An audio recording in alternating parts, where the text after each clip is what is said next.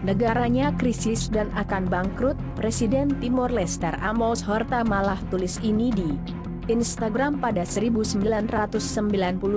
Wilayah Timor Timur berpisah dari Indonesia dan berubah menjadi negara Timor Leste. Saat ini Timor Leste mungkin dipandang sulit untuk berkembang sebagai negara maju. Banyak juga laporan yang mengatakan negara ini termasuk dalam salah satu negara termiskin di dunia. Dari 162 negara, Timor Leste berada di posisi 152. Akan tetapi meski dipandang sebagai negara miskin, Timor Leste adalah negara yang kaya akan minyak dan gas alam. Meskipun keataannya sumber daya alam tersebut belum bisa mengangkat ekonomi bumi Lorosae. Sementara itu menurut Al Jazeera, ladang minyak gas utama miliki Timor Leste akan mengering pada tahun 2022. Bahkan diperkirakan ladang minyak itu akan bangkrut pada tahun 2027. Negara itu bergantung pada sektor energi minyak yang menyusut, dan pendapatan itu telah menyumbang 78% dari anggaran tahun 2017. Meski demikian Presidennya Ramos Horta sebut Timor Leste optimis bisa berkembang, melihat dari jejak sejarah dan kesulitan ekonomi mereka.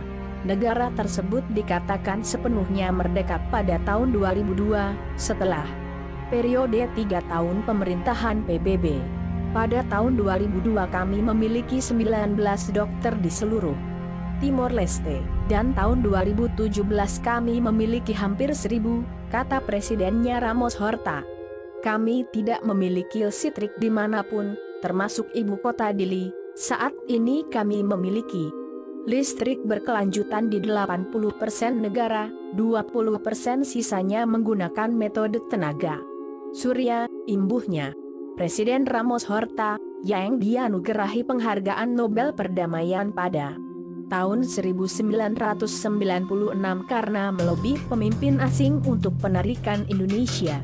Dia mengatakan bahwa pemerintahnya tidak lagi bergantung pada mencairnya cadangan minyak dan gas bumi.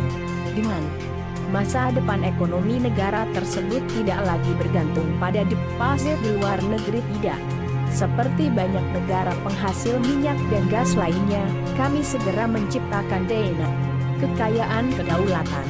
Kami memulai dengan 250 juta pound dan sekarang kami memiliki lebih dari 16 miliar dolar AS di bank, katanya tahun 2017.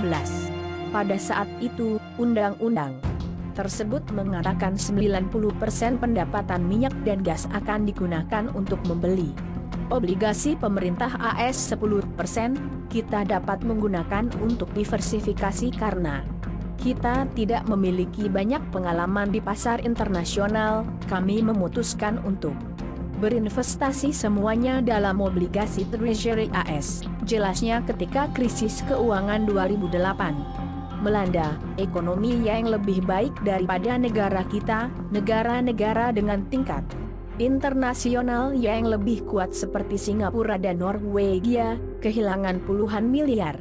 Tetapi Timor Lorosae tidak kehilangan satu senin pun, terangnya. Berbicara kepada media di tahun 2008, politisi berpendidikan AS tersebut menyesali Timor Leste sebenarnya bisa menjadi Dubai berikutnya.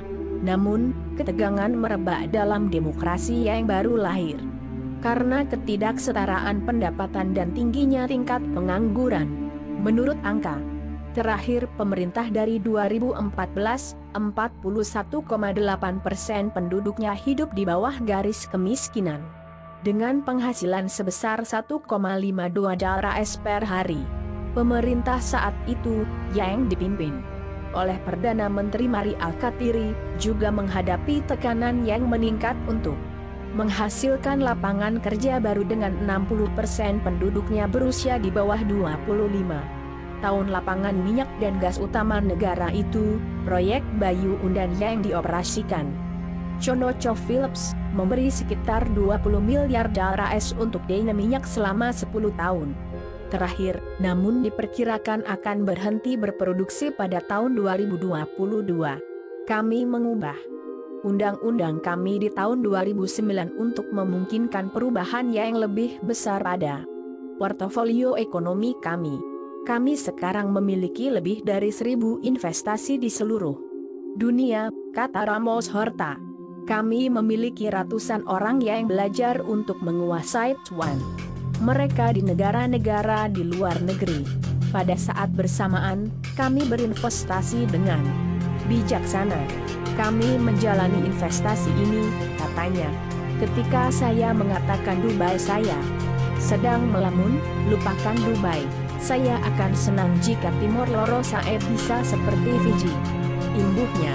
Namun, periset di think tank yang berbasis di Dili, Lau Hamutuk mengatakan, kecuali sumber pendapatan baru ditemukan, negara tersebut dapat bangkrut tahun 2027 selain minyak.